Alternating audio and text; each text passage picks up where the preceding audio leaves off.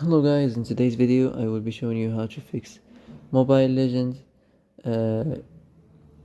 can't open problem. So the answer is easy. Just go to the settings and then scroll down to the apps section and then go to the search and search Mobile Legends and then go to the storage, and here you will find this clear cache option. Click on it. Now you can go check it if it worked, and if it didn't you can try to restart your phone or turn the Wi-Fi off and on, or the Bluetooth or the airplane mode.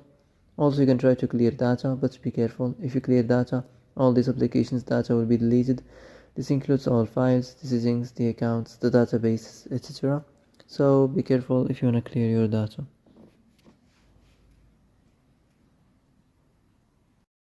And that's it for today's video. I hope this is the answer you've been looking for. If you like this video, don't forget to like and subscribe, and see you in the next video. Thanks for watching.